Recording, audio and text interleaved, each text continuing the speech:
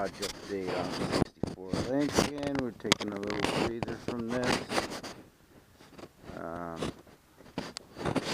Here's the very rare, I don't know exactly how rare, but I bet it's rarer than I ever dreamed. Speaking with British Empire car parts, you know, they're kind of an authority on these things. I've never owned a convertible in my life, and I've never owned a foreign car. So, here's two firsts for me. The way I got it was quite unfortunate, though. My best friend got killed, and this was one of the items that was given to me by the widow. She actually gave me both of his antique cars, but before I could get there, the daughter took one of them. I hope she's treating it well. This one here would have went to the crusher, which turns out this car is very rare. This car must have been bought in England and privately shipped overseas to here, across the pond, across the Atlantic, because one, dual carburetors, no emissions. Where's the emissions? There's no emissions. Maybe very, very minimal. I see you got a vacuum can there. So there is some kind of emissions like your basic PVC on here, but that's about it. And it's got dual carburetor setup. This was supposedly his first car. His father got him this car. His father was a very wealthy man when he was in college.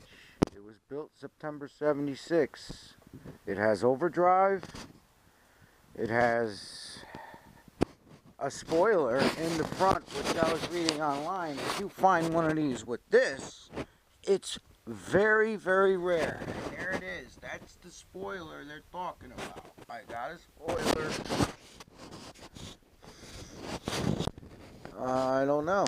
There's no catalytic converter, and the fuel fill is for leaded fuel. It was built September 76.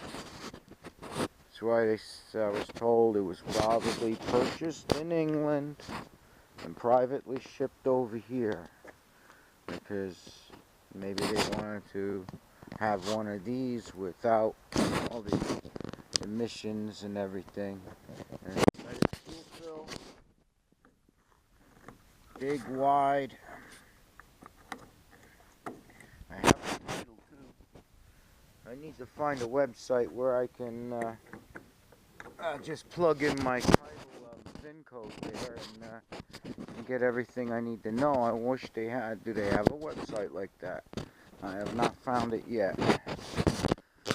But I was told from the British Empire car parts that this is one of them gray area cars. People did do that. They bought them over there. Once they started putting catalytic converters on these things, there were some people that got away with it in the early years by buying it over there without the emission stuff and having it shipped over here.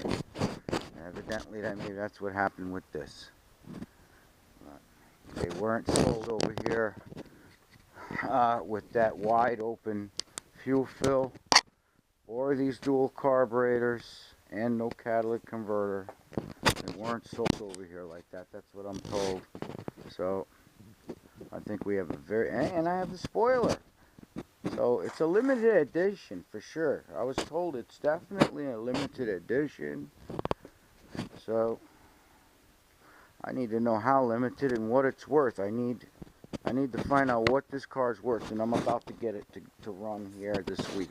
We're going to do this right now.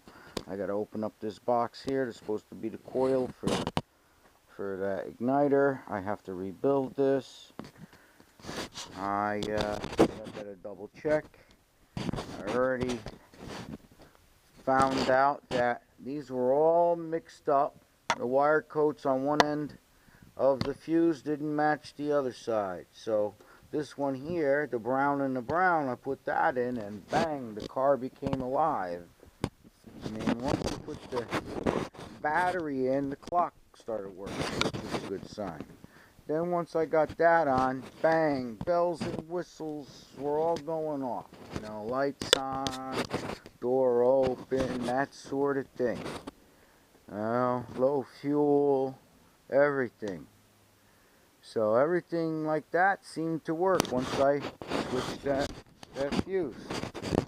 So, and the rodents ate the wires in here. There were teeth marks all over the wires. I had to replace. The whole section of wire was missing here. See what I did? I added this to that. Alright? Look, you can even see some teeth marks right there where they were chewing on it. Alright? This whole section of this fuse was gone. So you do this, and bang, you get power to the one side of the coil. You know, I know that's what powers the coil, but this was electronic ignition coil, and I got no way to. My ohm meter starts at R times 1,000, not R times 1, so I have no way to measure that. So I just bought another one, and I gotta open up the package now and get to work on this. I brought the motor up to top dead center, mind you. I was told the front one is number 1, so I got someone to crank it because, you know, this was all broken, the ignition switch. I cut it off with a die grinder. Unfortunately, I slipped and cut one wire. I gotta fix that. That's on this thing here. Alright, this shit all seems to work too. You know, see? Had to replace the ignition switch because this was broken. Alright, now it's all soldered in. It's not on that plastic piece of shit. Alright, and you know, you put the key in and she cranks, and there's good compression. I got good compression. This motor, you know, 2 weeks before Henry died, we were talking about this car. I think he did some work. Supposedly it was sitting 12 years. The oil looks like brand new. It doesn't look like it was sitting in there 12 years. You know, maybe it was. I don't know, but it's, you know, supposedly it drove over to where I got it. I know it drove over there under its own power. That's what I was told. But the carburetors are all gummed up. You couldn't even gravity feed. The overflows just started gushing gasoline all over the fucking motor.